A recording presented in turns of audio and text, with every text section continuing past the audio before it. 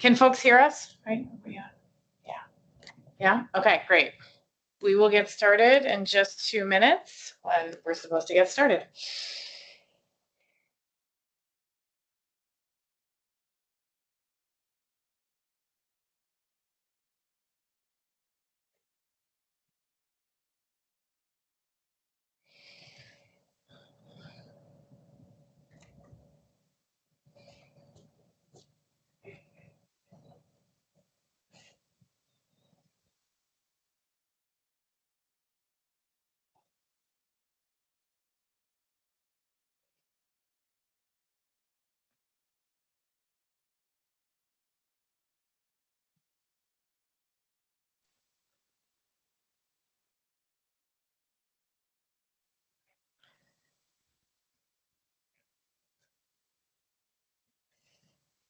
I could also sing The Girl from Ipanema for our music. Do, do, do, do, do, do, do, do. Hi, this is Jeannie Torres. Hi. Hi.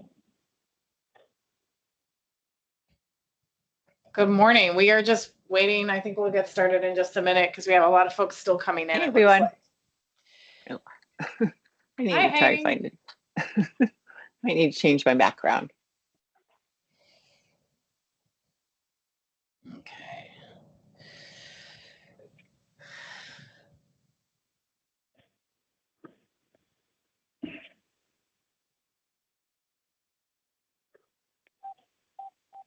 Okay.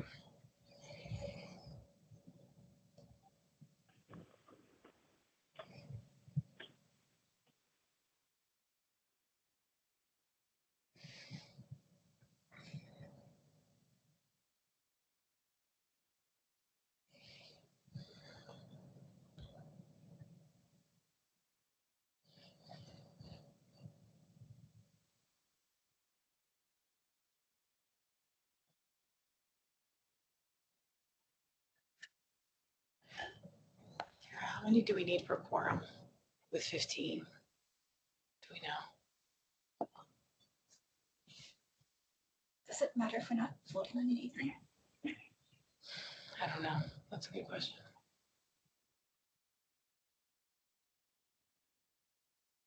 I don't think we do, but I feel like we should know the number.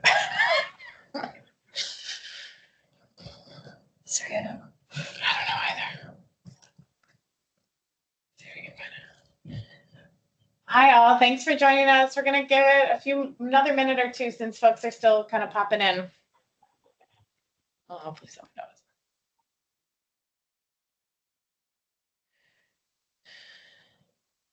Okay, yeah, I'm putting it here. Here, this just useless.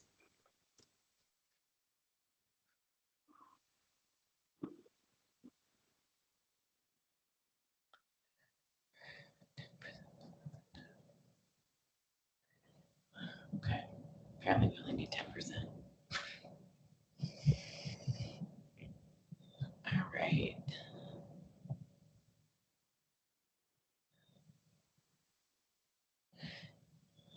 Okay.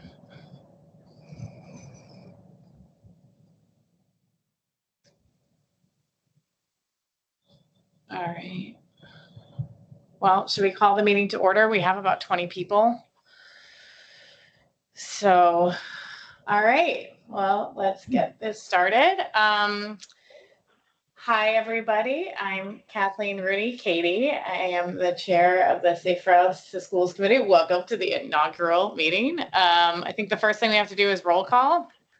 And also, this meeting is being recorded and transcribed. There you go. And I think first caveat is that we are running this for the first time. So there's a lot of things that in other committees are sort of established that are not part of this at this moment in time. So please forgive us for any issues on the front end. So do you want me to just go off of the main list? Okay. Okay, so I'm the first person on the list and I am here. Next up is Tara Lucas from Hawaii Department of Transportation. Check. Robin Shishido. I didn't see Robin on here. Do you see him? Yep, I'm here. Oh, There you are. Okay, sorry, I'm kind of flipping back and forth. All right, so Robin is here. Heidi Hansen-Smith from the Department of Health representative. Hi, everyone. There you are. Okay. Keith Hayashi, I believe we have Audrey as the designee, but someone is here in her stead, I think, but I don't remember who now. Hello, everybody. This is Tracy Okumura with Department of Education representing Okay. Audrey and Keith. Great. Thank you, Tracy. I'm sorry. That was in a different email, so I appreciate it. Let's see. The co-chairs of the Climate Change Mitigation and Adaptation. Leah, are you representing? Okay. So we have Leah Laramie representing for that. Is there someone representing for OPSC, or is it just you? Do you know? Because it has the co-chairs, so I don't know if that's only one of you has to show up. It's just me. I think Mariella said she may be joining, but I don't see her here, so I think it's just me for now. Great. I'm Russell Tsuji. I was asked to attend by Dawn, but I guess Leah is here, so Leah can represent the committee. Thank you. Okay, great. Thank you, Russell. Okay, and then do we have a representative from the State Energy Office? Chris, are you here? Am I not seeing you? Yeah, this is Chris Junker here. Great. So Chris Junker is You should see representing. me. Hello. Oh, there you are now. Okay, yeah, it's mostly the back and forth between the views. Sorry. Do we have a representative from the Hawaii State Council on Developmental Disabilities here today? Yes, me, Sierra Whiteside. Thank you, Sierra. I'm sorry. I only have like the positions. I don't have all the names. So thank you. Back to that original point, this being the first meeting, we don't have our systems quite figured out. Okay, and then we need the representatives from the respective counties. So we have, you want to do yours? Yamato Sasaki from DTS on Oahu. Okay, and then I believe I also saw Hawaii County. Yes, good morning. Jesse Domian here representing Hawaii County. Okay, and then do we have Kauai? Morning, Michael Mole, County of Kauai. FYI, I'm hopefully temporarily on this committee. We are trying to hire a Safe Routes to School coordinator who would be replacing me here if we are able to hire that position. Okay, great. Well, right now you're stuck with us, Michael. I Sorry am. about that. But, That's not a problem. I just don't want to. You can focus more than I can if once we hire that position. So. No, that's great. Great news. And then Maui. Hi, this is Kurt Watanabe from the County of Maui. Oh, great. Thanks, Kurt. Okay. And then Thomas Noyes, are you here? Did I pronounce your last name right? I think I saw you, right, Tommy? Oh, Tommy, are you here? He was here. I saw his. Okay. Well, if he rejoins us, we will let him know. James Burke. James, are you here? Okay. And then we don't have one for that. And then Jessica Thompson. Here. And with the Hawaii Public Health Institute. And then Janine Torres. Are you here? Here. Okay. Oh, yep. Great. And did I pronounce your name right? Jeannie, yes. Okay, great. Just like to make sure. And then we have the chairs of the House of Representatives Standing Committee and the Senate Standing Committee with primary jurisdiction over transportation, who will serve as non-voting ex officio members. So are you both here? I see one. Hey, everybody. Chris Lee on behalf of the Senate. And then Representative Todd, I don't think I see you, but I want to make sure that okay. All right. So I think with that, we have everybody. Yep. Oh, Tommy, are you back? Hi. Yeah. I'm back. I had some headphone challenges, but if you can hear me now, let me know. No, we can. Can you hear us? Yes? You good? Okay. I'm getting audio from you. Okay. Great. I think Okay. we're So good. with Thanks. that, we have roll call. Sorry, let me just swim back to the agenda. So since this is the first meeting, we don't have any old business.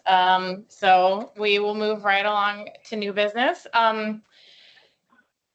So I just wanted to put this on there because I didn't necessarily know this, but there are 3 resources which we will send out after this meeting where the state boards and commissions of Hawaii request that you take these specific trainings as members of this. Now, a lot of the state employees probably have already taken them to varying degrees, but this is more for the non-state employees. It includes trainings on UIPA, which is about open documents, the Sunshine Law, which is open meetings, and then the ethics training. So I guess we will be sending those out for folks to take when they can. So just so that you don't run afoul of any of those fun requirements. I would also say that if someone, if you know, I don't know, I'll just leave it at that, right? Is there anything else you think we have to tell them at this point in time?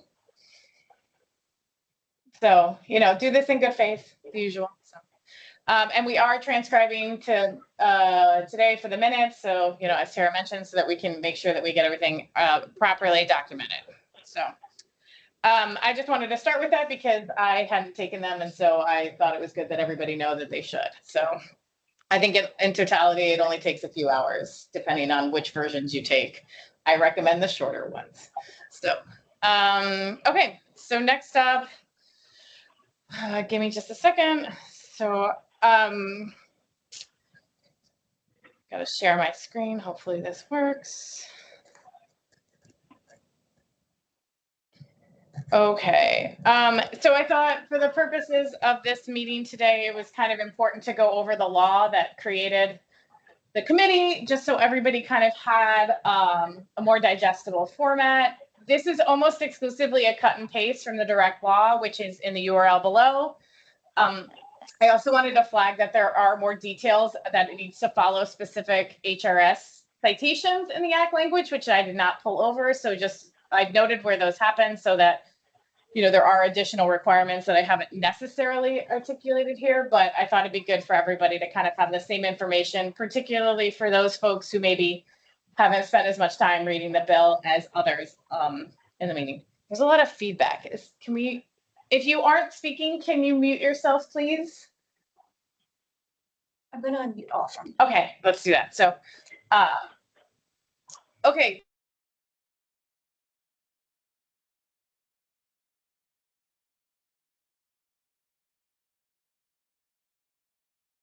I think you muted yourself. All right, is that better now? Can you hear us again? Okay, sorry about that. Yes, we did. So, as I say, Tara hasn't been in this room since before the pandemic, so we're still learning. And I don't think I've been in it in a long time either. So, the overarching purpose is to prioritize the safety of Keiki by fixing and simplifying the Safe Routes to Schools program, re-engaging community stakeholders, and appropriating funds to move priority project and save lives by enhancing the program through a whole host of strategies and projects. Establishing this committee, which is us, of government and community stakeholders to advise the state.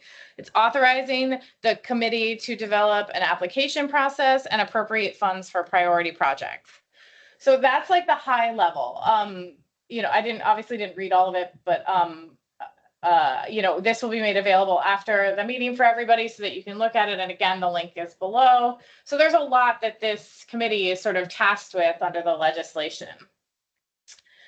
So the committee itself, so what we have to do as a collective is to help develop a comprehensive statewide Safe Routes to Schools plan, ensure the distribution of monies accrued in the Safe Routes to Schools Special Fund, prioritizing the continuity of existing programming, review project proposals, and select priority projects with 1 mile of any school or place of learning to be funded through the Safe Routes to Schools program or otherwise be prioritized and implemented by the department. and submit annual reports on the activities and recommendations of the Safe Routes to Schools program to the governor and legislator no later than the December 31st of each year. And we need to meet no less than monthly. There are some requirements for the plan that I think are important to kind of summarize real quick. That it needs to have goals, strategies, and performance metrics. We have to have methods to ensure stability and consistency of the special fund that provides for both infrastructure and not existing and programmatic work, so non-infrastructure work. Recommendations to streamline and facilitate efforts by communities to apply for and implement projects, and identify and provide recommendations and additional funding, planning, and programming that are inclusive and equitable. So it's a pretty big plan, actually. So who's excited? I know, right? I also just want to note that it will probably also be, I think, well, at least the first since the Safe Routes to Schools federal program kind of got wrapped up, that this will be a statewide one. The majority of the ones out there are actually regional or local communities, or but not taking a holistic note. So so it's a big task, but I think we're all up to the challenge. So and then there are some additional changes and sort of recommendations for both the DOT and the counties that I think are worth noting, particularly for some of our county members who maybe haven't recognized or didn't know that perhaps it was affecting their spaces. So for the DOT, and these have been reorganized just to make them a little bit more accessible. They're written out sort of in a line in the legislation. The DOT Safe Routes to Schools program shall, among other things, enhance traffic safety around schools.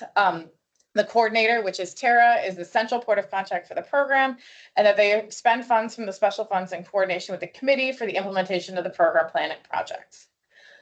For the counties, we have that there's a county designated office shall provide Safe Routes to Schools funds for school-based and community-based workshops and infrastructure and non-infrastructure projects.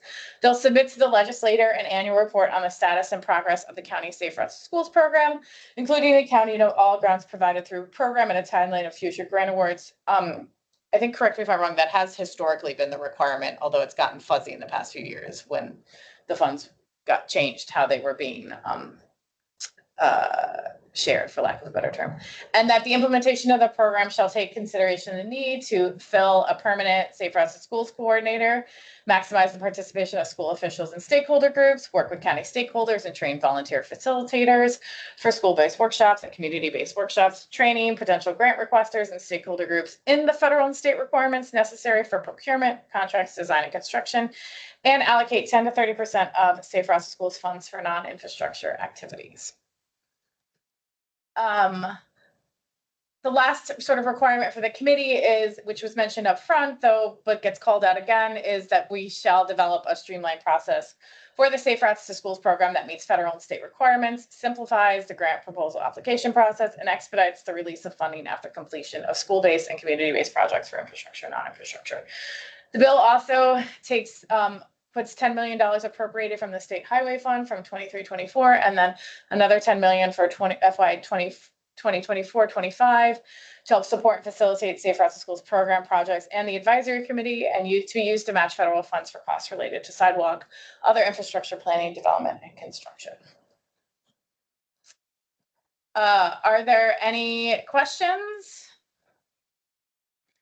I'm not sure I can answer them, but I'm more than happy to, if I said anything that didn't make sense or that folks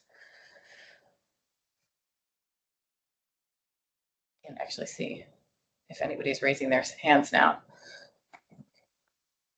Heidi? Oh, yeah. Heidi? Yeah, I do have a quick question. Do we know if there's any funds or if funds would be usable for actually developing these plans, right? So could we work with a consultant or someone as we develop some of these things?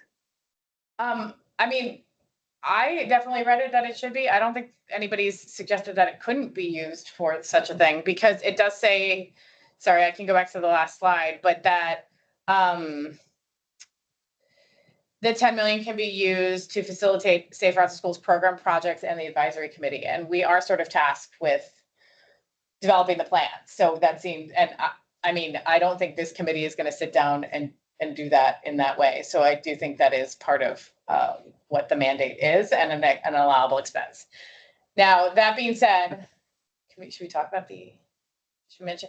We have asked for guidance from the AG on how to go about doing a lot of the mandate of this committee. So when we get a response back, we will share that, because I don't think it's an obvious how we go from this committee to doing all of the things that are sort of in the mandate through our current procurement and agency processes. Jess. Thank you. I was curious about the provision in the act around the Safe Routes to School coordinator at HDOT. So currently, as I understand it, it's a 0.5 position. Do we, given what we're up against, is there a possibility that that could be a full-time position, or does it spell that out anywhere in the act for the FTA devoted for Safe Routes to School coordinator at HDOT? So it doesn't spell it out in the act. It provides consideration for it. I think and this is where I'm speaking with like my best guess. So, I would say that if that's something that the committee wanted to build into its recommendations for funding, then that could certainly be a way of doing it. That could be one of them. Because I think it is pretty explicit that staffing is part of an allowable expenditures. But again, we are kind of working with the AG to determine all of these things, because I think there are still questions. More on the how, but and I think we'll talk about this a little bit later in the agenda too, which is like, how do we want to go about this? So I'll stop now. So.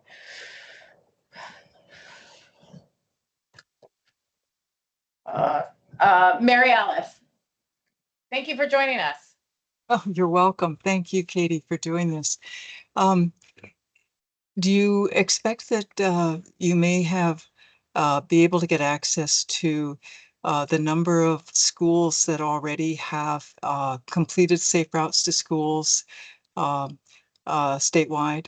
The reason I ask that is because I know of the one near my home, where a larger project included Safe Routes to Schools funding, and the new bicycle and pedestrian safety features are really appreciated by the community. So I know there's some that have been done, and it'd be useful to have an idea out of the 200 schools we have statewide, which ones have already had that and which ones are still waiting for it. I would say that is something that should be brought up in the in the discussion, because I think that's a really great point. I think we're really trying to just launch. I mean, we scheduled this pretty fast right after it's initiated, really just wanting to get going. And so I think, bringing some of that in, Mary Alice, is what I think in that discussion is what we're trying to do. But I mean, I think as part of the process, capturing those would be very useful. I think historically they've been hard to capture, a lot of them. It sort of depended on which county they were in, who was still around, who had them, where they exist. So yeah, but okay. Are there any other questions, comments, concerns? Okay. All right, next up on the agenda is a presentation by Tara to kind of talk about what the State of Hawaii program currently looks like and what has been doing more recently. We thought this would be good information for everybody. I think broadly speaking, we're just trying to provide some initial information so that folks felt like that they could answer on the discussion piece or have a good discussion so that we can figure out what else we're doing. Hi, I'm Tara Lucas. I'm the State Safe Routes to School coordinator at DOT. The Safe Routes to School program has really two separate programs. So the first one is the Safe Routes to Schools Program Special Fund, which Katie has discussed. And then the second one is the program actually started as a federal program with dedicated Safe Routes to School funds under Safety Lou, which is like an old transportation legislation. Hawaii received $8 million from 2005 to 2012. So we still have some of those funds remaining. I'll talk about that a little later. We awarded funds to eligible recipients for various infrastructure and non-infrastructure projects through 7 rounds of call for applications. And we use like a HAR exemption for federal grants. And then we partnered with counties to conduct informational workshops before most call for applications. The current available balance is about 1 million. It's always changing depending on projects closing and new projects obligating. But we plan to use whatever we have remaining towards sidewalk improvements on Barrington Highway and Nanakuli. So these are the infrastructure awards that we've made in 2012 and 2014 on Maui and Kauai. This is also available on our website. And then these are the non-infrastructure awards. So maybe I should have mentioned before, but Safe Routes to School is about helping kids bike and walk to school. So not about kids being driven or dropped off at school. And then this is more of the non-infrastructure awards. And we're also currently funding the Kauai County Safe Routes to School coordinator position, and then also some of my position with the Safe Routes to School federal funds. Okay, so as far as the history of this special fund that we're now in charge of, it was established in 2012. It consists of surcharges on violations, so $25 for speeding in a school zone and $10 for various other violations. In 2012, it required that HDOT distribute funds from the Safe Routes to School Special Fund to counties. So as a result, we adopted Hawaii administrative rules that was kind of the mechanism for us to distribute the funds directly to the counties. And then they didn't have to tell us what projects or anything they would do. We would just give them a check and they could choose how to do it. They did have to report to us how the funds were spent. And from 2014 to 2020, we distributed a total of about 4.5 million. And Tara, it was mostly distributed by student population, right? Like that was. Yeah, so there's a formula in the HAR. So half was distributed evenly among counties, and then the other half distributed based on the number of K to 8 students that live within walking distance from school. Okay, so then in 2021, another legislation required that the legislature appropriate funds from the special fund to counties. So we stopped distributing funds. Okay, and then Katie talked about Act 244, which was last year, 2023. The current balance of the special fund is about 12.2 million. We anticipate an additional 10 million to be transferred this fiscal year. And we're also continuing to accumulate surcharges on violations. Based on last year, it's about $410,000 per year. And this year we have budgeted $10 million. So in order to spend these funds, we need both the cash and we need the budget authority. So in fiscal year 2025, we have 10 million in budget authority. And then we also coordinated with counties to compile a list of possible projects that they would want to do, and the total for that would be about 6 million. And that's mostly infrastructure projects, correct? Or is it infrastructure and programmatic? I can't remember. Both. Okay. Okay. Sure. Go, Yamano, you're here. For the federal Safe Routes to School funds, I know there's a portion that's supposed to be spent on infrastructure and a portion on non-infrastructure. So the $1 million remaining is planned for infrastructure. So does that mean that the non-infrastructure funds have already been spent, the required That's minimum? been, so the 10% has already been obligated. Yeah, so a lot of the non-infrastructure currently is with the Kauai County Safe Routes Coordinator. So like if they don't spend it all, we could get that money back that has to be spent on non-infrastructure.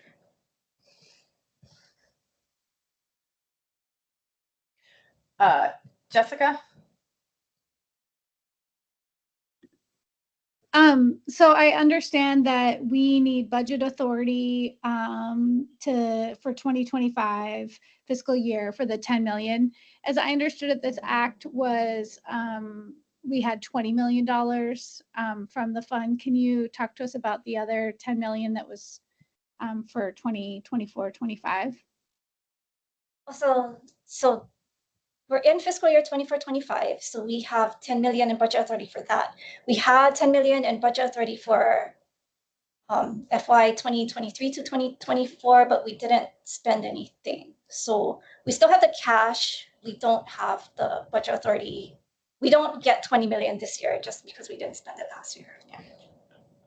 What happens to that 10 million? So it just stays in the account. Can we request for budget authority for 25, 26? Yeah, so I've already requested additional budget authority for FY 26. How much is the request for? I think it's like 13 million. So it should, I've requested enough that we would have a zero balance if we were able to spend everything. Okay. Sounds great. But it's just a request. It was not approved yet. Mary Alice? Just a follow-up question on the legislative change that the legislature has to appropriate each project for the neighbor islands. Does that also apply to Oahu as well? Also, that part expired. So that was the legislation in 2021. So when there was the act in 2023, that changed it to put the funds that DOT shall expend, and then the advisory committee shall advise.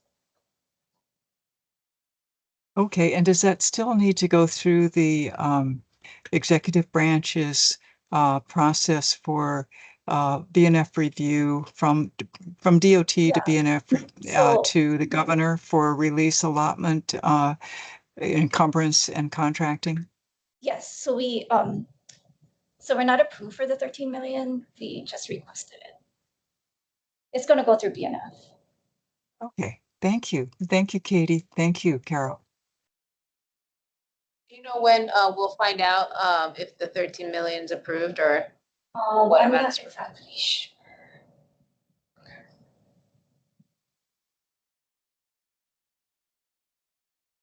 Are there any other questions for Tara? Okay. So those are, I think, the two major pieces, for lack of a better term, that kind of guide this committee's work. I think we'll turn now to the discussion on schedule, calendar, and future meeting topics. I think since we have Senator Lee here, though, I thought it might be good if he was able to kind of talk a little bit about the legislative intent for everybody who maybe wasn't involved as a way of framing the schedule and the calendar and the other topics that we might want to address over time. Because I think there are also a lot of questions about like how to go about spending this money, but also how to set up a plan and like what we're going to be doing. And I think a lot of those things can kind of come into this discussion space right now. And so we can start trying to figure some of that stuff out. So you want to start, Senator Lee? Sure. Thanks. Just first of all, thanks to everybody who was involved in passing this legislation, in particular, certainly all the advocates and community organizations over many years and the different agencies, and in particular DOT. And now Robin and his team and Safe Routes to Schools folks and everything. So it would not have happened without you guys. So here we are. It's not really spelled out in the legislation in a very clear way. So let me turn the legalese into sort of what the real intent was when we wrote this. There were really a few things. Number one was acknowledging and really reinforcing what's already on the books, which is that safety is like the number one absolute priority above all else. And in particular, when we talk about safe routes to schools, of course, the vulnerable users, some of the most vulnerable users, of course, are kids and folks commuting to and fro in often dangerous areas. So addressing safety was number one. The second piece of it was enabling a reduction in the cost of transit, because if you actually have safe routes for folks to get around, right, you don't need to do what a lot of schools have inevitably come to, which is having parents drive everybody in and out and creating and exacerbating a dangerous situation in the first place, but also having to take off time from work and schedule and everything else to do that. Or in some cases, have separate cars so that one parent goes to work, the other one has the ability to drive to school, and at a cost of, $8,000 to $10,000 per car per year. That is a huge.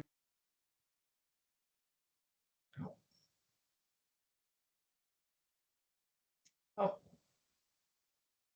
Did Senator Lee freeze for everybody else too? Okay. Well, uh-oh. Hopefully you can hear us, but we can't hear you. You're frozen. Oh.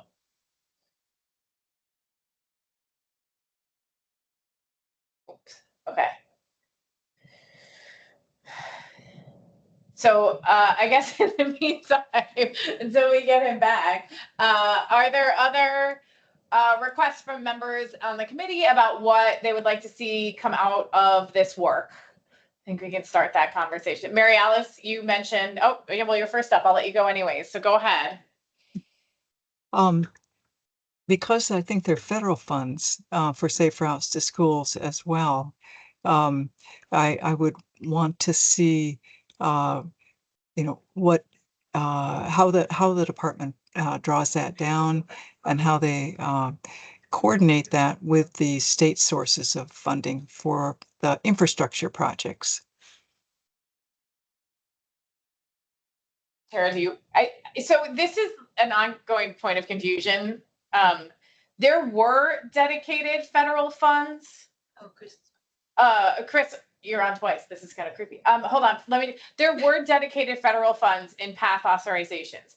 All of that money to date may have not been spent, but is currently obligated and contracted for. So, or we have plans for all of the federal funds. That's the dedicated funding. You can still use Safe Routes to Schools projects, and programs are eligible under the Transportation Alternatives Program for funding as an eligible project type, but there aren't any federal funds explicitly dedicated to Safe Routes to Schools anymore. That was not in the current reauthorizations.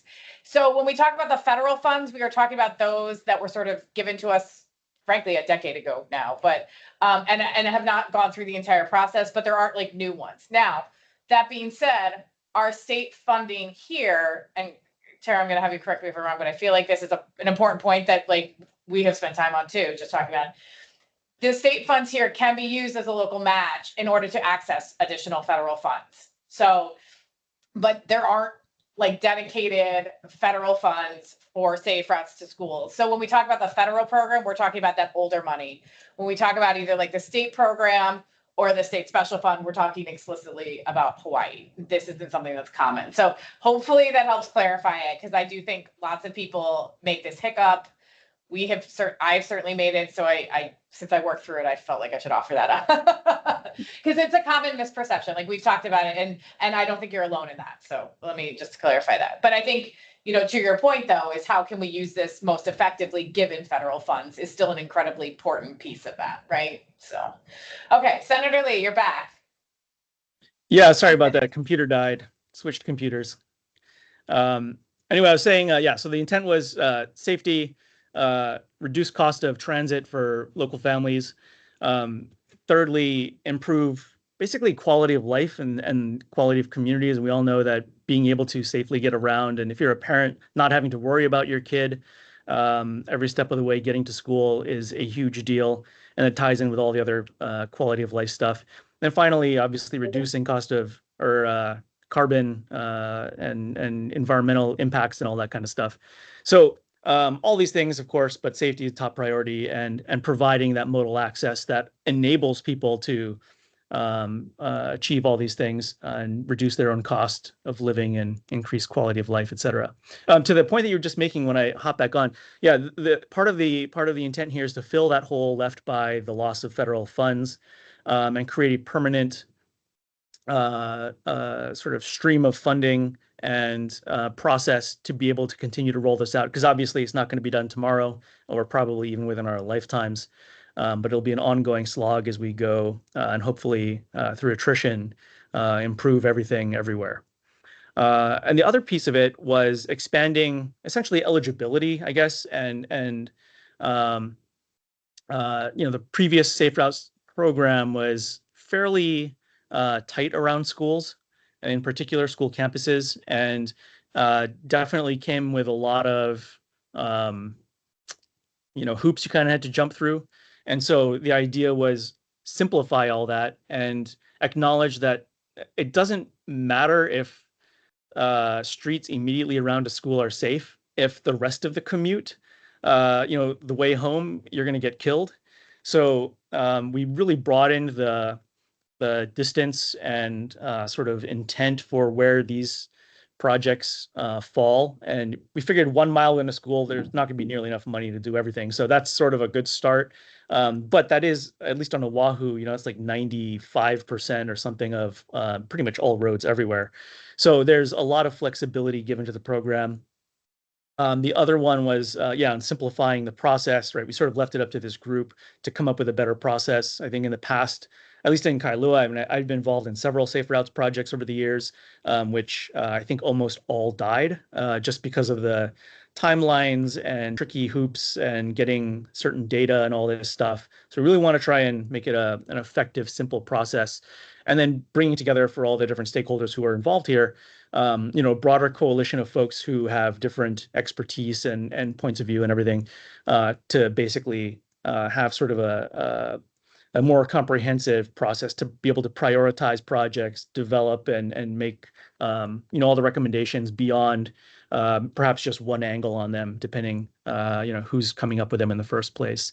And then finally, to Katie's point earlier, right, creating sort of a broad plan and figuring out what the right metrics are for tracking progress and advancing outcomes, then being able to for our part collectively know where to focus and perhaps how to appropriate resources and where we need to expand or make changes. So ultimately, that gets back to, I think, part of the conversation that was brought up before, which was, part of this, and as we talk about limitations in funding or the BNF process or whatever it is, on the legislative side, I'm not an expert in this per se. You guys are, and others. And so we need the recommendations from this group for how to improve the whole process overall, and for what we should be doing legislatively to help the executive branch and the Department of Transportation and the counties and everybody else be able to more effectively execute and ultimately save lives. And then lastly, Mary Alice, to your point, I think there is a question or perhaps a discussion that should come down the road about, I know you brought the point, like which schools are already done. And I believe I know, since you're in the area, I believe I know which school you're referring to and the highway project. I will just point out, I don't know that there's like a standard that this bill doesn't establish a standard for what constitutes a safe route to school. But there are other pieces in HRS that define what, to a certain extent, that should look like in the mission of both DOT as well as some of the counties looking at protected and separated infrastructure for both pedestrians and bikes and, minimizing conflicts. I will say, I think in the particular case you referenced, and there are many others like it around the state, while there is better infrastructure, it's not necessarily safe when you still have kids who are biking to school alongside of a highway that's 3 feet from cars driving by at 40 miles per hour. I think that's there's definitely room for improvement kind of all around, but that whole conversation, I think that point makes should be part of this discussion to figure out really what is it we're trying to accomplish, and how do we truly reach a standard of safety and really comfort, not just for folks who are or kids who are walking or biking, in really sketchy areas, which is still, too often the case, but rather for parents too. I mean, I think the goal in our discussion in committee and along the way in the legislative process was we want a safe community where, as a parent, you would feel comfortable letting your 8 or 10-year-old walk out the door to either walk or hop on a bike and get to school without any fear that suddenly there's going to be, some horrific tragedy. And that means, a different kind of infrastructure and a different priority set on implementing a lot of this stuff. There's actually a separate bill this year, which complements, I think, the work that this working group is going to do, which focuses on, dangerous roads and corridors and having counties do some stuff there. But it's all sort of to this broader context of true safety and true comfort and true protected infrastructure. So that said, that was sort of the kind of Cliff's notes on, I think, overall intent and some of the discussions that we had. And so I really just want to say thank you guys for taking this all on and running with it. And thanks to DOT in particular for all the work you guys have been doing and will be doing collectively with everybody. And if there's great stuff that comes out of this, and hopefully some recommendations for this coming year, right, we can, on the legislative side, I think talking with all our colleagues, everybody's aligned on safety and prioritizing a lot of this stuff, either provide, more policy changes or process changes that might be necessary to help advance this mission, or, funding or whatever else that might be relevant. So thanks for what you guys do.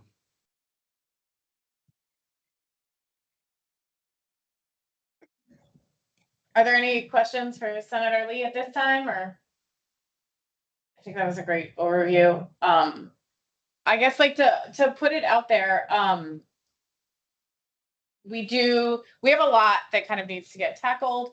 Are there certain recommendations or thoughts from folks, particularly, those who've done other types of committees and other types of sort of coordinated work like this, on how we should approach the mandate around the plan and some of the other activities? I wanted to hear from the group sort of broadly, since this is our first meeting, about like what folks would like to see from this process. I would say, I mean, I will offer up mine, which is that I do think we have to come to some sort of structure and agreement for how we think the money, like what the recommendation is to spend the money and how, like, what does that mean in terms of the projects and the programs? I think that's got to come out pretty fast. If only because I think in order to demonstrate that we can spend the money, we have to figure that out, because we are in a limited time frame. And I think the other big sort of piece is probably coming up with a process to constantly be accepting project proposals, even if we don't know what to do with them necessarily. Those sort of strike me as like the two big pieces for this group that needs to kind of have it figured out and get kind of hammered out pretty fast.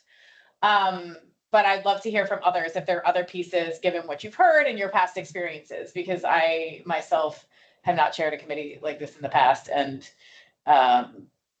so I'm actually looking for guidance if folks have suggestions at this point in time that we can, incorporate going forward. And if you have other things you'd like to know in order to help us do that, like, are there people that we can have present on certain topics?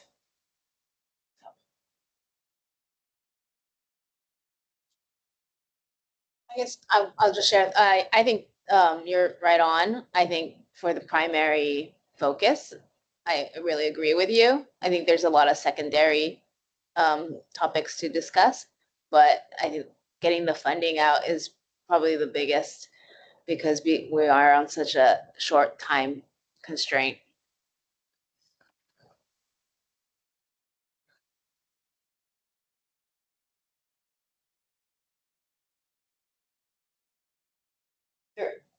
Any other? Nobody's raising their hand, right? I'm not missing anybody. Okay, Heidi, go ahead.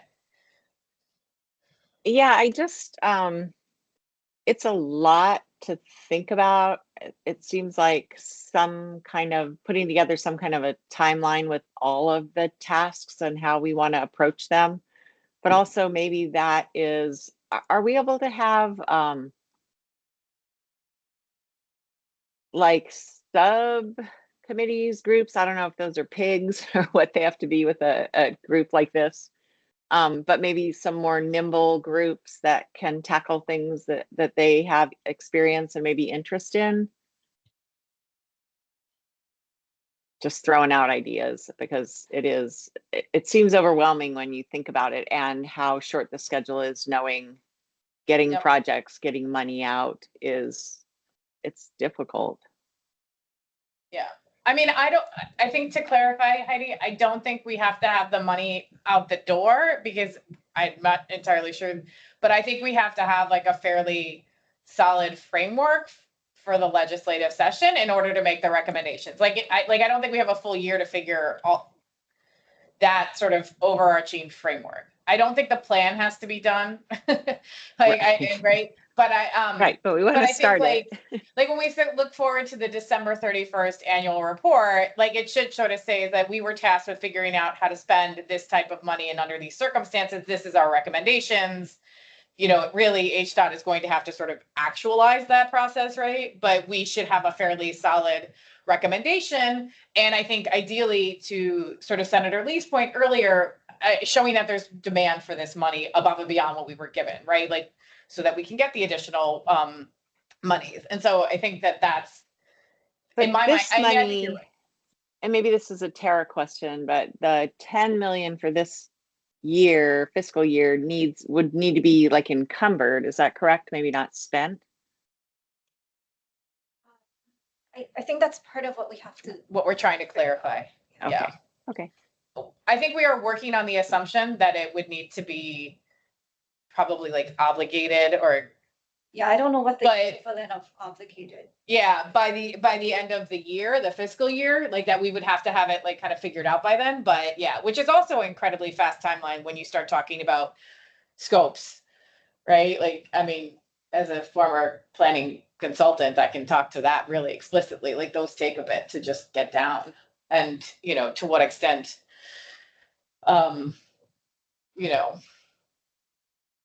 we need to articulate how much we want in them too. So, Jessica. So this is a compressed timeline, stating the obvious. And I know that when the act, was signed, we kind of, from the outside perspective, we kind of lost a year. I'm sure there was quite a bit of talk and negotiation that went on behind the scenes to get to the point to stand up the advisory committee a year later. So just want to state that we are a little bit, this is a very compressed timeline. And there are a lot of people that are really new to Safe Routes to School in general here.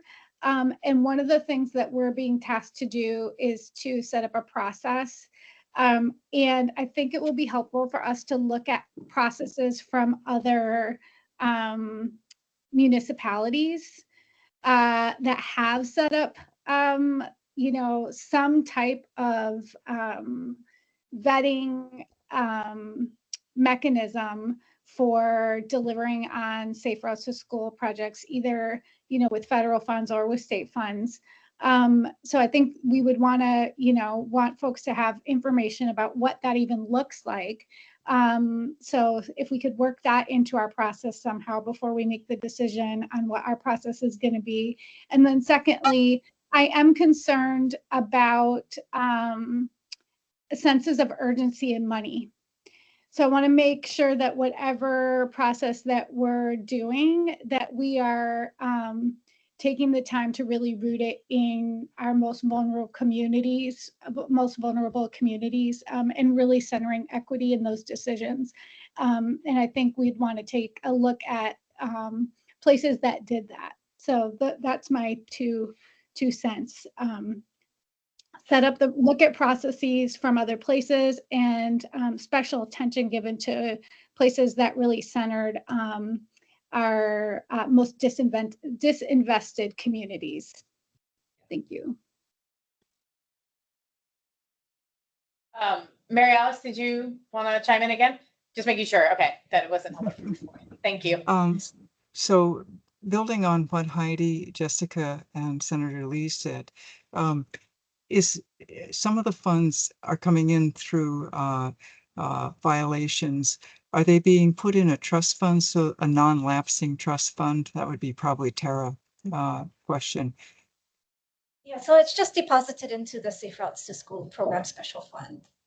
Oh, But- special and- fund. Okay, Yeah, so those it's are not going to lapse. The funds don't lapse, just But the budget. is it anticipated that other funds will be appropriated by the legislature under a CIP type of arrangement where it would be either 2 or 3 years before they would need to be encumbered and obligated? Is that what I was hearing? So the way I would interpret what Senator Lee said was that like that's one of the options. And I think in the discussions of the testimonies and other things, it was sort of envisioned that other funds could go into it at other points in time. But like, you know, obviously we can't say what the next legislature is going to do, right? Okay. But I think Okay. the idea was that it was a holding. Oh. But again, like it's been Okay. accruing money for the past few years. It's just no one's been able to spend it.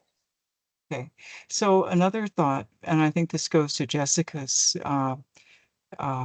thinking, is I think the advisory committee might benefit from creating an assessment of the most dangerous routes to school, so that that would be a priority based on what I'm hearing Senator Lee expressing for the purpose of this advisory committee. Because there's really 2 ways to approach this. One would be requests from local communities and schools saying we need the money to do this and this. But those would probably come from the more sophisticated groups that know how to put in a proposal, whereas that might not match up with the most dangerous routes to school, the ones that may need the, infrastructure more. So I'd want the advisory committee to take a look at those 2 approaches for projects and figure out a way to get the either a point system or something to make sure that the most dangerous existing situations get addressed first. Thank you. That was it. Thank you, Mary Alice. I think, you know, I do think there is some tension here. I think it's coming up in both Jessica and Mary Alice's space, which is that like what we want the overarching system and framework and the plan to do and what it needs to include, like with equity and I think like a framework around some of the most dangerous, which, I think we do have some of that information both through county level Vision Zero plans, but then also through the state's vulnerable road user analysis that was released last fall. So we do have some of that, and I think we should definitely integrate. But I think there's a difference between what we need to put in the plan and what we need to sort of do for the immediate money we have right now. And I think, there's probably some space where like that money goes towards this plan, but I think there's 2 different timeframes for that I think we have to kind of keep in mind. And so, I guess this is where I just don't know how we go about this, but do we need quorum to establish a PIG? I think we do, don't we? But we have quorum, I think. But I don't know if we didn't put it on that we were going to establish a PIG. Does anybody know? People who have run other meetings and run other commissions. Leah, maybe help us with this. I was waiting for Mary Alice to jump in because Mary Alice is the queen of knowledge on all this. But yes, you need to have it on the agenda before you're able to establish a PIG. Yeah. So, I think it sounds like there is some desire to have that pushed a little bit further. I know there are other options though, that you don't have to do it like PIG is one of like 8 options in which board members can meet separately, but I am not as familiar with the other ones. And I don't know if, does anybody know if there's one more appropriate? This was actually in the sunshine training, but now I can't remember. Can we just add it to the agenda for the next? We can. So, but I'm still thinking like timeframes are challenging. I guess you don't have to use all 3 meetings, right? So, go ahead, Mary Alice. What's your recommendation as someone who co-chairs many commissions more than I do? Well, in addition to Leah's point that creating a PIG does need to be on the agenda, posted agenda 6 days before the meeting. Yeah.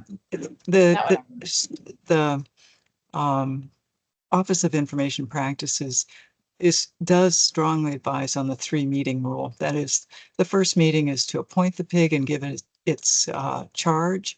And it can be up to 1 less than a quorum of the committee established.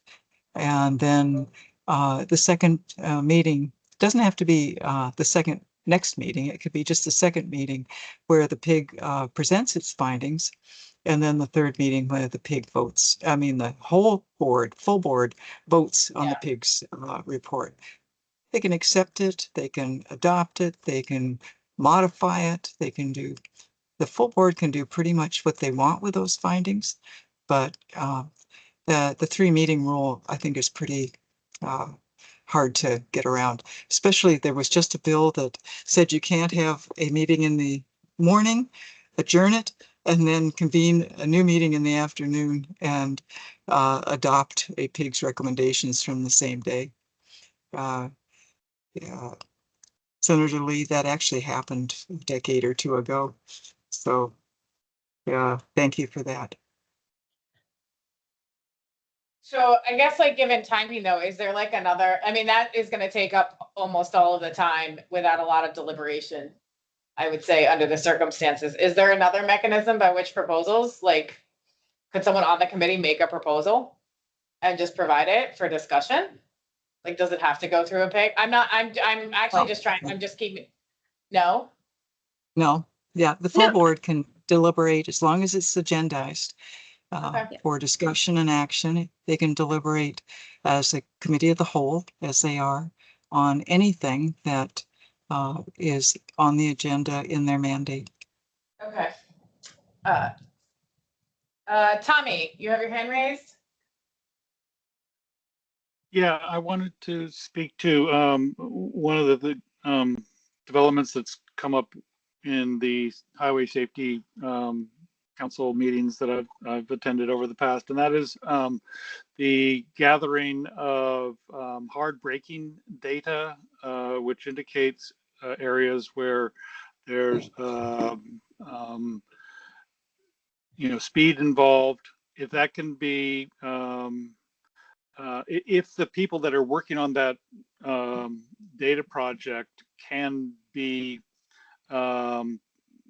integrated with this group, that might give us some indications of areas of highest need and speak to that whole equity thing where we're collecting data where there's speeding going on as indicated on the data collection program. So that was my thought at this stage. Sorry, Tommy, just to clarify, are you talking about the strategic highway safety plan update or are you referring to something else? It was the State Highway Safety Council that this concept came up several years ago. I believe it's still being developed that collects cell phone data analyzed by Google and provided to DOT. But those areas where there's the most flagrant violation of traffic safety, speed limits, etc., could be prioritized for safe routes to school attention. Okay. Yeah, I believe that's Hawaii Department of Transportation's safety portal, which we can certainly provide the link for. I just wanted to make sure I understood what you were referring to specifically. So Okay. Thank you. I think Mary Alice, you're next.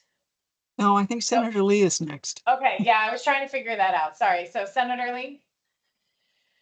Oh, I was just going to say, one of the things that was a really big takeaway from some recent conversations was in other places, some of the data Tommy was talking about has been pulled from a lot of different places that traditionally we haven't really looked at. I mean, in addition to like police reports, there's a really big focus on hospital records, which is really interesting because it's not only, is there an injury, but rather exactly what was the nature of that and what caused it, and then looking at a whole slew of other things. And so there's probably discussion to be had at some point, probably more in the Highway Safety Council, broader side of things. But that's interesting because it can hopefully provide some real analysis rather than we just know there's something wrong with this intersection rather than just knowing there's something wrong with the intersection because of the numbers. We can identify exactly what the problem is and what the outcomes have been. But that said, the point I wanted to actually make was that, there's a few other processes going on concurrently where both the counties and the state are assessing, the most dangerous places and looking at that sort of thing. I think part of the whole conversation around this, creating this separate sort of group and vetting process was to help fill the gaps because ultimately, both DOT and the counties have a really good idea of where some of those most dangerous places are, just generally speaking.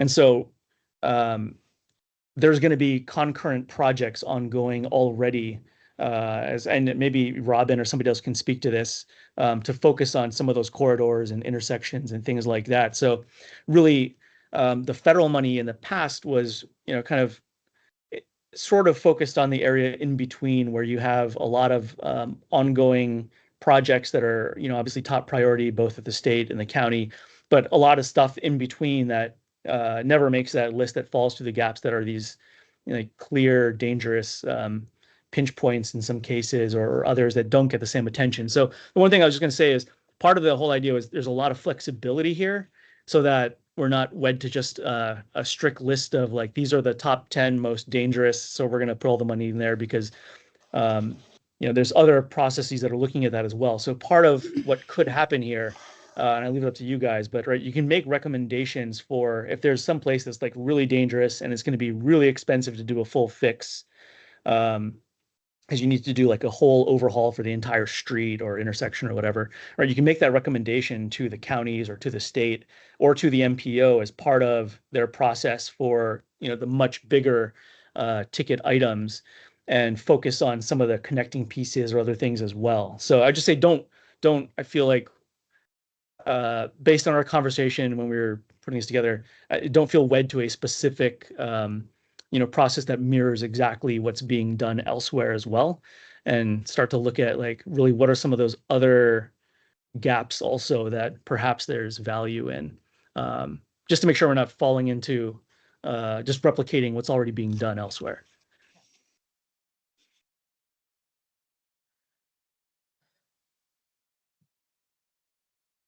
Are there any other, even just needs from folks who are like from some of the neighboring islands, on things that would make some of this easier? Even just understanding some of that. I think we're gonna have to figure out a process in some way, shape, or form, but I probably have to go look that up a bit more. But there are sort of required activities within the law. So, I think that's probably going to guide some of this. So maybe that's a beginning, proposal, if you will, without going through the process of a full pig. But I don't know. We'll have to see about that. Anything else folks want to chime in on? Otherwise, I kind of would like to turn to maybe like the scheduling and a few of the other administrative topics. We have about 20 minutes left. If you haven't spoken on this topic, and I know we might be new into it, but if you have any thoughts, this would be a great time to just let us know.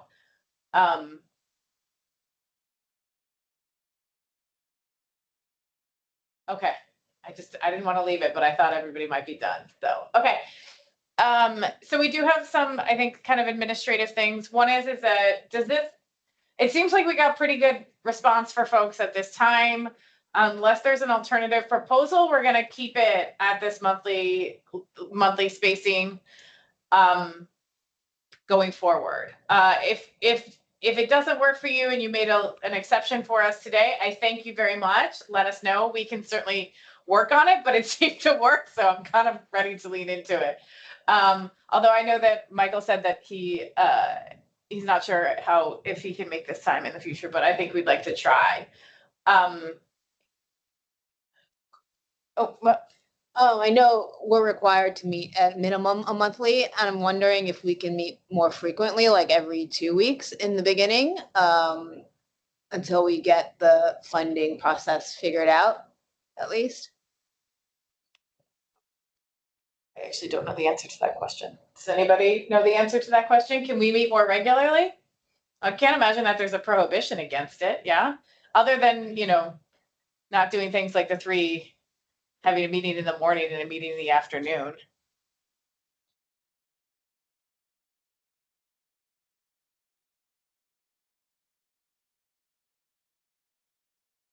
Okay. There's no prohibition against meeting, twice in a day. It's you just can't. No, I know. Can't present a pig report in the morning and then vote on it in the afternoon. Yes.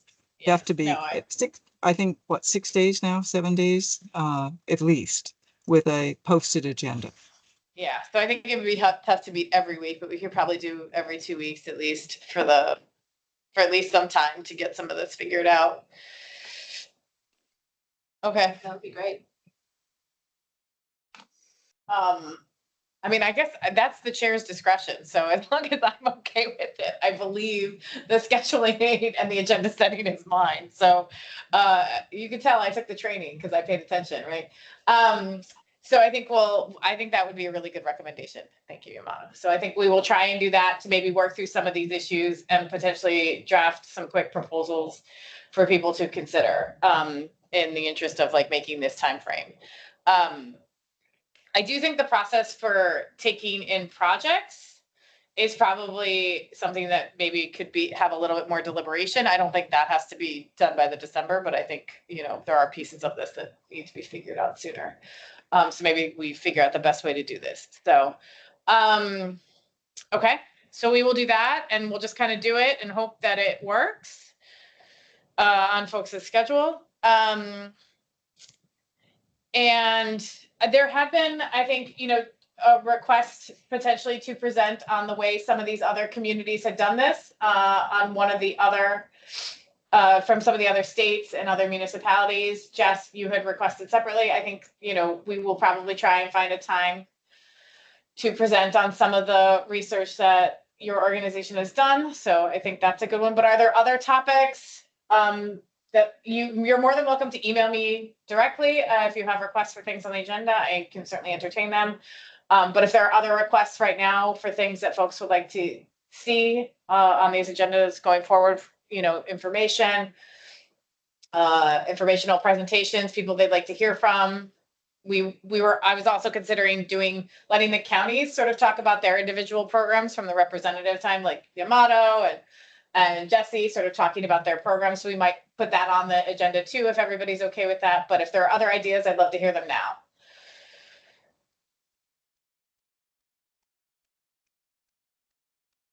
Okay.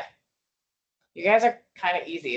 It's kind of scaring me actually. But maybe it's just the first one. I have something for the agenda, I guess. I would love to have a discussion on what people think would be entailed in a minimum safe routes to school plan or approach per school. So, for example, we've had roadway projects fronting a school, and they're let's say, complete streets projects. So we reached out to the school to let them know about the roadway improvements and then just gotten feedback from the school. So, would that be considered a safe routes to school project for the school where it's a very minimal, just informing them of the project and getting any basic feedback from the principal as to what they might want to see included in the roadway fronting the school, versus more robust, surveys done with the parents and the kids and coming up with non-infrastructure projects and infrastructure long-term projects for the school. So it's very, there's a wide degree of like involvement that we can get from each school. So I think it'd be kind of good to have like a minimum standard of what we say, oh, this is when, we can say a safe routes to school plan or involvement with the school is. Are you thinking about that like as criteria to then be funded out of, or is it just, I mean, a general, because like, I mean, there's nothing to stop anybody from, playing to that other project being a safe routes to schools, right? Is that what but it's only problematic in the context of this committee if it then goes for funding, right? Is that, or? Oh, I guess this was kind of off of Mary Alice's comment earlier about seeing like which schools have had safe routes to school projects done. So if you include roadway projects that are fronting a school, it's much wider, it's a bigger number than if you consider schools that had surveys done. Yeah. I mean, I think there's a challenge there, and maybe this is kind of for that plan process is one of the topics that has to be negotiated a bit, because and I don't know that this is necessarily true here, but it is true on the continent, is that the schools, unless there's kind of like a state funding source, the schools that have safe routes to schools plans have a tendency to be higher capacity schools to begin with. So we're not necessarily getting at those that really need the changes. We're getting at those that have really active parents. So I mean, I think like that's a good point, and I think that's an important question, and maybe like we do need to probably do some definitions.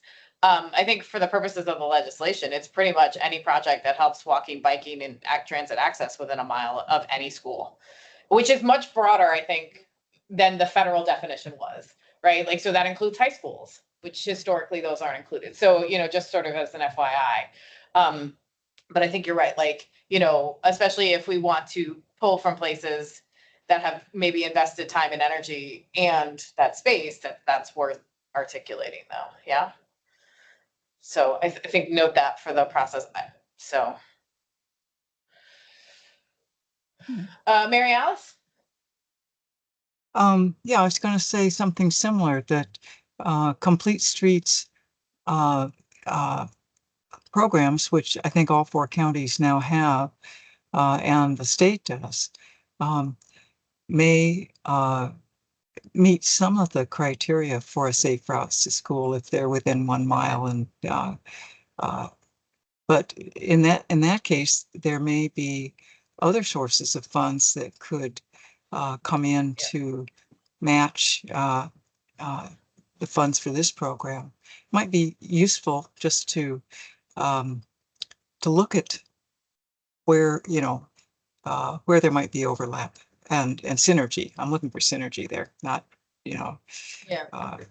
But I think I'd be a little concerned about requiring a school to do a full survey before they could apply for safe routes to school infrastructure improvements, because that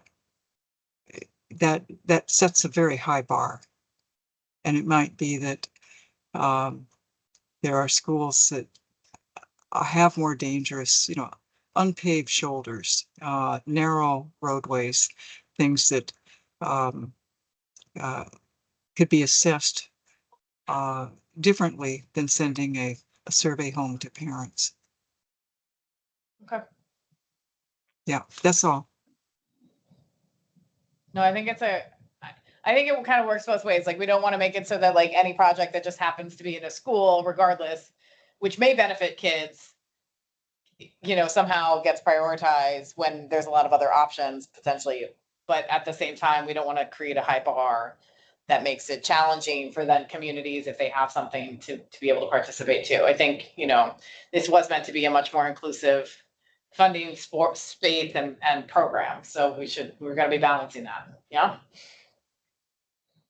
I think that's also why, it's also meant to fund non-infrastructure, right? Like that's one of the big components of it too, is the people, are sort of being the people, the plan, and the non-infrastructure stuff are pretty clearly laid out in the legislation.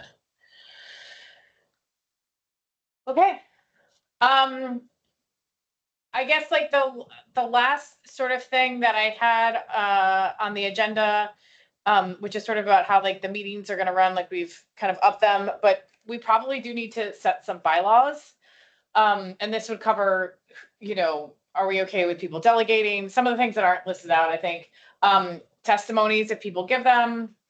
What was the other one? I had a few. Now I can't remember any of them.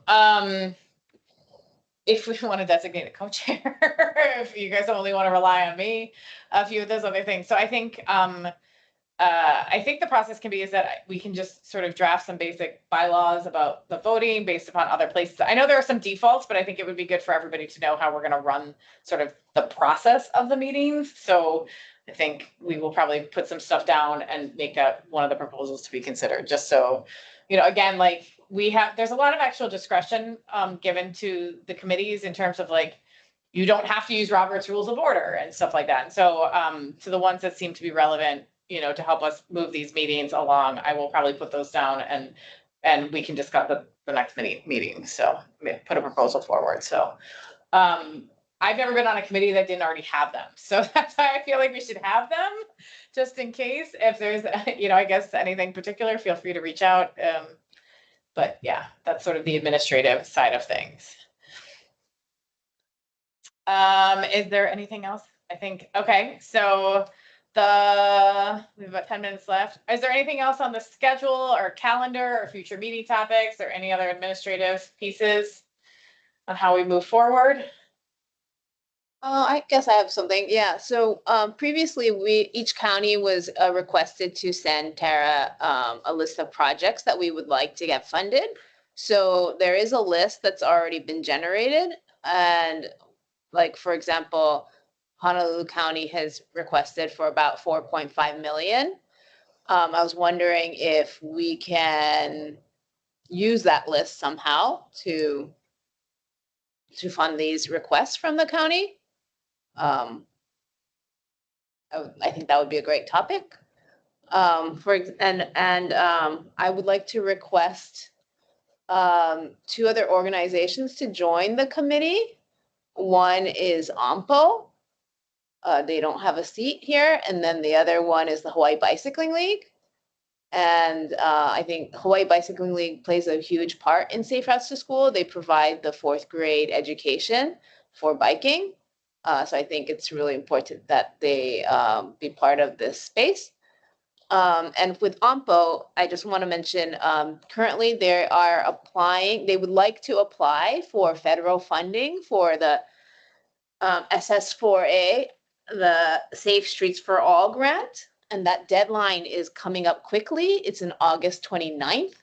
And they need 20% match. And what they would like to apply for is for a Safe Routes to School plan for the county level, a very robust plan, a $3 million plan that includes various things, but road audits at every single school, including sensors that detect near misses.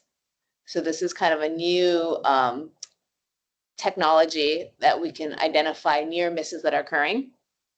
And doing some quick builds and then surveying students and looking at the safety infrastructure of how students are entering and exiting the schools at every school on the island. So it's a very robust plan. They would need about 600,000 as a 20% match, which they do not have.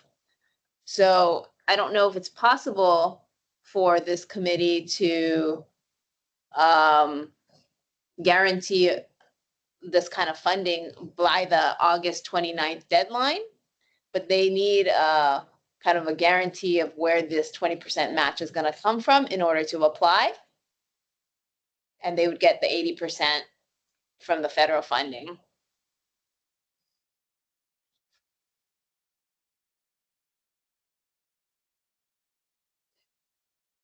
So can we take them, I guess, one at a time. Sure. So No, it's okay. So in terms of joining, I know that, and you sent this to me, so is that, I can request the participation, but I don't think we can add to the membership. I think they're more than welcome to join us. It's a public meeting. We can certainly ask them to join us, given their interest in safe routes to schools, both organizations, but I don't believe that they can be, I think the legislature has to assess membership, but that's my understanding of it. Does anybody know differently or can confirm that understanding? Yeah, this is Chris. Usually I put language in the bill that says, subject to the purview of either the chairs or the whatever, you can do that. Let me just double check. I'm reading it right now. I almost never don't put that in, so. It says request the participation or input of members of the public, experts in the field, and county and state federal officials as necessary. But it doesn't. Oh, yeah. You're right. But that doesn't strike me as like opening up the membership. It's just we're asking them to join us. So they wouldn't be voting members, is what they wouldn't be able to vote on things. Yeah, They I would mean, just be here. and there's nothing to preclude them from joining this meeting anyways. So, I mean, I'm more than happy to reach out to them as chair, but I don't think we can open up the membership per se. But we can confirm that with the AG, I guess, if needed. So that's the first piece. The second piece is, well, I think for one, we'd have to put it on the agenda for the next meeting. So that's the first piece of it. But I don't even know how to undertake this question because I don't think we will have a process in place in which we could make a recommendation for a 20% match by August 29th, unfortunately. I mean, I think there's a lot to be said that it meets the intent. It's definitely covered. And if you asked us 6 months from now, that might be a different story. But we don't even have an answer from the AG on some of the more basic questions. So, and we'd have to probably put it on the next meeting agenda anyways. So, I mean, we could potentially put it on if folks, I mean, I guess that's, again, chair discretion, but I don't know if we would be able to put a recommendation in under the circumstances. And I know that they do need a funding commitment. So, but I think it's an awesome project to plan. It's just a lot of money that I don't, but I mean, if folks think otherwise, this is the time to note, or if they think of another mechanism, but I think we would be really hard pressed to have a recommendation on funding by the end of August under the circumstances in a way that sort of meets the spirit of the committee and the law.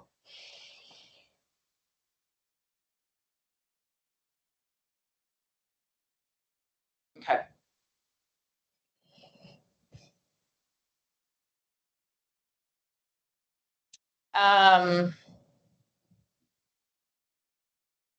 We have 4 minutes left, so I think I'll transition to if there are any agenda items. Open forum for interested members of the public to be heard on matters not included in the agenda. Does anybody else want to chime in? Have any other requests or questions? Okay. Are there any announcements?